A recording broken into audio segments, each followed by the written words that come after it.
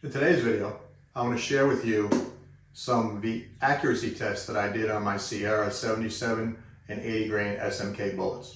Welcome back to 10X Power Up. My name is Steve. So as I said in this video, I'm going to share some data with you that I accumulated at the range last week, my velocities and shot placement. Now I purchased this Caldwell lead sled DF2 to do this test. It's not a review on this sled, but it did accomplish what I wanted it to do. It gave me a fairly stable platform for repeatability when I broke the shot. 223, gun weighs 16.5 pounds, sled is 18.5 pounds, and I had 20 pounds of dead weight on this sled, so you're looking at about 55-ish pounds. And the 223 still moved this sled considerably. So that being said, I did have to make some minor adjustments with their adjustment wheels they have here for windage and elevation to get back on sight picture. But as I said, it did what I wanted it to do. It gave me a pretty solid platform, made it a lot easier than the other stand that I was using in the past. So referencing the target, I have 5 shots in the 9 ring. As you look at it, as you look at the target, I have another group at the 8 ring on the left and another group on the right in the 8 ring. Then I have a group in the X ring. Now the first 3 groups in the 9 ring at 12 o'clock, I was able to reference the target very easily because my reticle, I put center mass on the X ring and 10, and with my 200 yards 0 to 100 yards, I put 5 shots in a 3/4 inch group at 12 o'clock, and they were all 77 grains.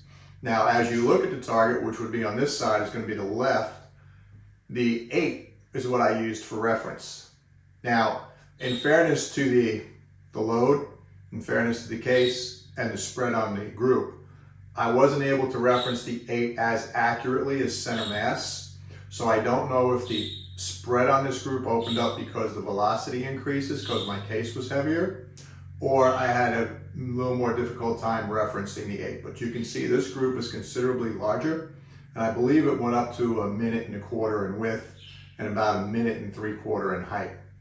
Now on this side of the target, there's another 77 grain group, and you can see I used the 8 on the right side of the target. It opened up even more. It's like 1 inch 900,000th in width. And again, I can't tell you if it's because the velocity increased or I had a harder time referencing the target on the number 8. Now the last group you see, which is on the X ring, was my SMK 80s. I referenced the bottom of the 9 ring on the target, which was a little easier for me to reference than the 2 number 8s that I shot. And these were my 80 grain. This was my 80 grain group. Now with the 80 grain group, you can see there's 3 shots vertical, 1, 2, 3, they're touching each other. But I did put 2 shots to the right of that, just outside, which opened my group up to just around 700 thousandths. Now I can't tell you because the rifle moves so much and I didn't quite get it referenced back to where it was. But in any case, that's a really tight group for my SMK 80s. Now all this testing was done at 100 yards, and it's very valuable information for me. So this is the test I did to check the accuracy on my Sierra 77 grain and Sierra 80 grain SMK bullets. I think the lead sled did exactly what I wanted it to. Gave me a pretty stable platform. The test results I got from my first group on 77s, which I think was the most accurate one, and my SMKs, my 4th group, is phenomenal. That being said, if you like the information I'm presenting to you, give me a thumbs up, share with your friends. Thanks for watching 10X Power Up. Have a great day, and see you at Camp Perry.